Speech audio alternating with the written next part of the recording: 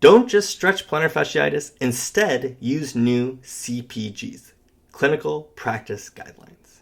Now, for years, clinicians would only prescribe stretching for plantar fasciopathy, also known as plantar fasciitis, or previously called plantar fasciitis. While evidence does support stretching in acute stages, strength training is essential for successful rehabilitation. For the past decade, research has supported high-load strength training for plantar fasciopathy rehab. However, too often clinicians are stuck with patients in the painful acute stage of plantar fasciitis before high-load training can be tolerated. So, what does that bring to us? What does that tell us? Well, recently the JOSPT published new clinical practice guidelines for plantar heel pain. And included in there were CPGs in the latest evidence-based research for acute plantar fasciitis pain. So that's great information for us, and we can take away a lot of the information to be able to help us form our plan of care. So, plantar fasciopathy includes acute painful stages and a loading stage. So you want to calm down the inflammation and then load it up and get it nice and strong. Now, strong evidence does support manual therapy, including manual therapy, which is also going to include stretching, taping, and knife splints during the acute painful stages. And it's also going to have moderate evidence for dry needling and low-level laser therapy during acute painful stages as well. Now, high-load strength training is also indicated for plantar fasciopathy once the patient can tolerate it. Now, a good marker of that is a single leg calf raise, and so that's a good test you can do for patients. However, high-load strength training is essential for recovery. Now, and lastly, you want to initiate a return to run program when the patient is able to walk 10 kilometers and has been pain-free for 4 weeks. Now, there's a couple rehab goals early on in plantar fasciopathy, and that is going to help you reduce pain. Now, obviously, you want to get pain levels down. You want to make sure patients are not in high levels of pain and progress them towards the loading stage of rehab. However, we want to monitor that pain. We don't want to inflame patients too much because, unfortunately, if we continually get them in inflammation, they will progress. So we want to monitor first step pain in the morning, walking tolerance, and single leg heel raise pain. Now, as you are loading them and starting to get them through these stages, we also want to think about functional tests that can monitor the pain. While we can do a single leg heel raise endurance test, potentially a hop test early on is not going to be tolerated by these patients. However, too often, clinicians can't reduce symptoms of plantar fasciopathy in the acute phase and need to look to other modalities. Therefore, clinicians need evidence-based treatment approaches and need to understand what those are. So let me go over some of those right now and how you can have a cheat sheet to be able to help you understand what are some of the evidence-based treatments for plantar fasciopathy. Now, here's a couple good things you can take away. Weak evidence. Let's start with this first. Many of us know these already, but there might be one that surprises you.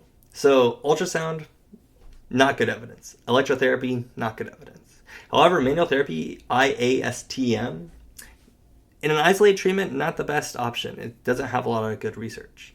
However, we do have some really strong research for plantar fascia stretching. That's the best one.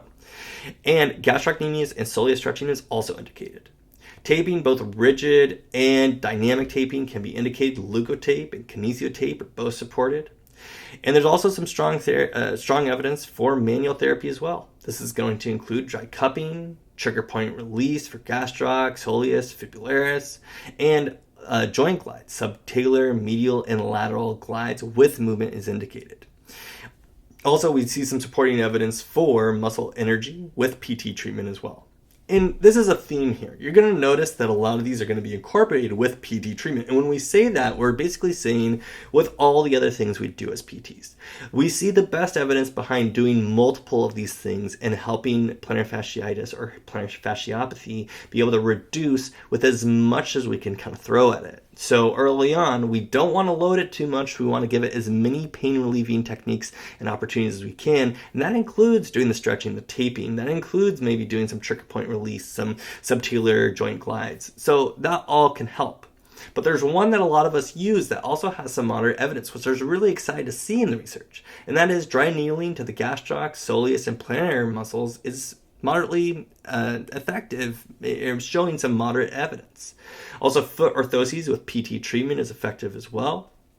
Low-level laser therapy is indicated, and high-load strength training is also indicated.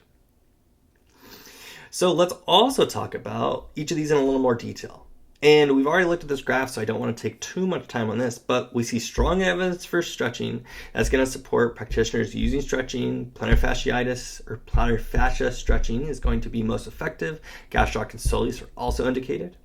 Manual therapy is going to include joint mobilizations, dry cupping, trigger point release, and muscle energy. All those are effective. And we also think about combining those together to make them most effective. Now, while most of the manual therapy is short-term gains, it's also important to note that this is going to improve tolerance to strength training and ADLs.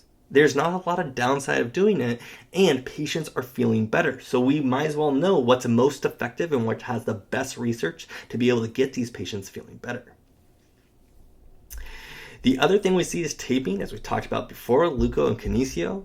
And that is going to definitely help to reduce pain.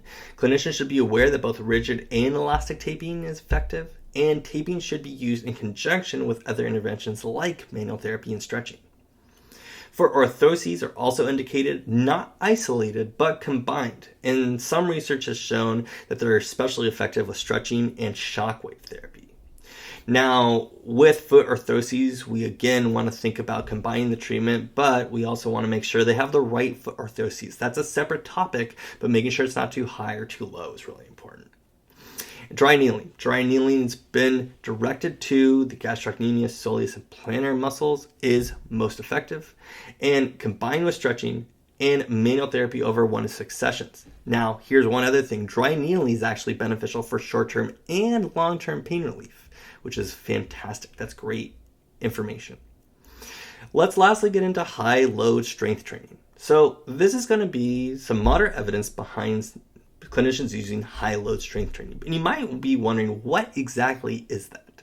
Well, let me go through what that is. Now, this is going to be progressive loading to build tissue tolerance for activity. And high-load strength training exercises are also going to include being able to perform a heel raise barefoot with a towel under the toes. Now, what this does is it activates the windlass mechanism, placing more stress on the plantar fascia. Here's a great picture you can see right here. This patient has their toes up under that towel or over that towel, going up into that heel raise position. Again, we're putting more tension on that plantar fascia to be able to get it more tolerance to be able to do all the things you want to be doing. But it is important to use caution. Patients won't be able to tolerate these exercises in the early stages of rehab. So using double leg isometric and concentric heel raises first, then progressing to single leg heel raises before starting your high-low strength training may be indicated. And patients should also perform these exercises 1 time every 2 days for 3 months. That's what's shown best in the research. And each rep of the exercise should be a 3-second count in the concentric phase, a 3-second count in the eccentric phase, and a 2-second count in the isometric phase at the top. Exercises start with 3 sets of 12 repetition max resistance and progress towards 8 repetitions max resistance with weight. You'd initiate a return to run program when the patient's able to walk 10 kilometers and have been pain-free for 4 weeks.